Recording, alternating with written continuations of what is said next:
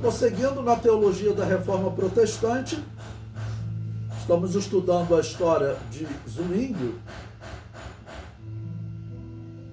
e o nosso comentário diz, na página 51, em 1520, renunciou à pensão papal. Este foi o primeiro passo no rompimento com a Igreja Católica. Nesse momento, Lutero, por exemplo, ainda não havia rompido com a Igreja Católica. Na verdade, o Lutero ele nunca rompeu com a Igreja Católica. Em 1521 é que ele vai ser excluído, excomungado, cortado da Igreja Católica. Mas Zwinglio, podemos dizer até que ele está tomando uma atitude um pouco antes. O sermão, a clareza e a certeza da palavra de Deus, é considerado um marco na conversão de Zwinglio.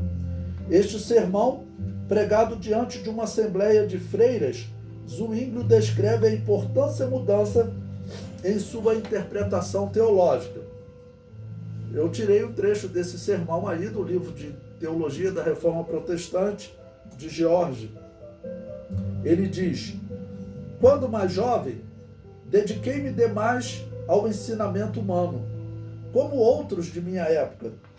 E quando há 7 ou 8 anos passei a devotar-me inteiramente às Escrituras, era sempre impedido de fazê-lo pela filosofia e pela teologia.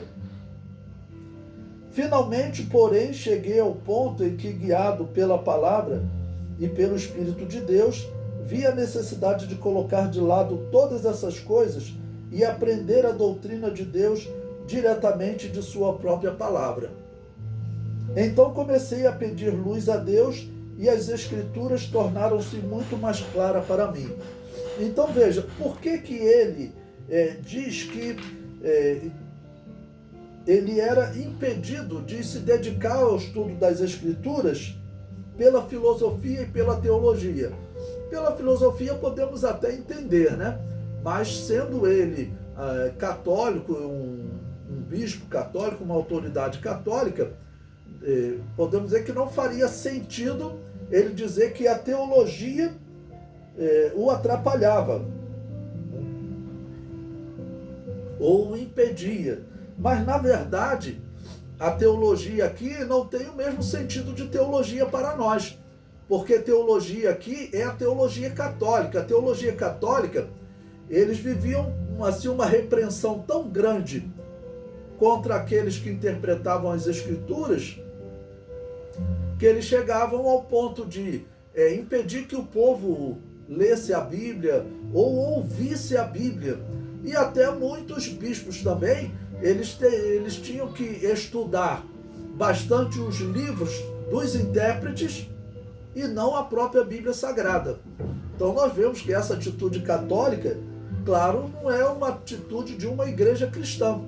A Igreja Católica, assim como nós vemos que eles adotavam a tradição e foram inserindo diversas doutrinas que não eram bíblicas, eles também impediam que os seus obreiros, vou colocar assim, fizessem um estudo livre das Escrituras.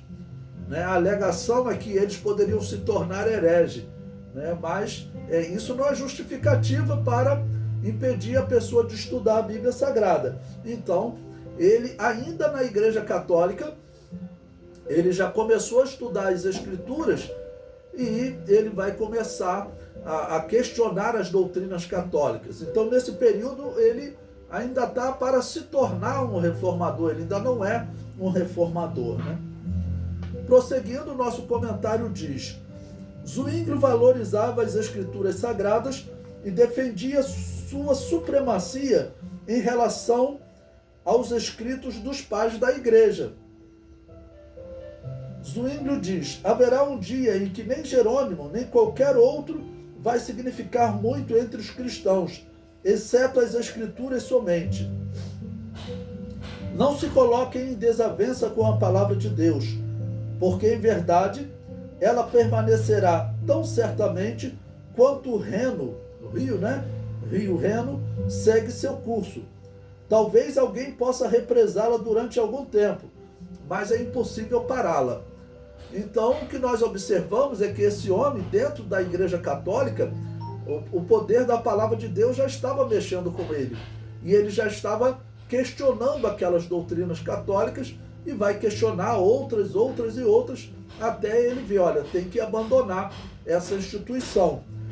A pena é que, infelizmente, esses reformadores, eles vão manter algumas das doutrinas católicas, entre elas o batismo infantil, que, como eu disse, parte de um erro doutrinário, dizendo que o batismo é necessário para a salvação, por causa do pecado original, todos já nascem sem pecado, então eles precisam ser batizados para poder alcançar a salvação. E por isso é que eles resolvem batizar as crianças.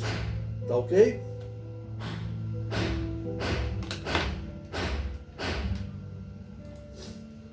Alguém quer fazer alguma pergunta nesse ponto?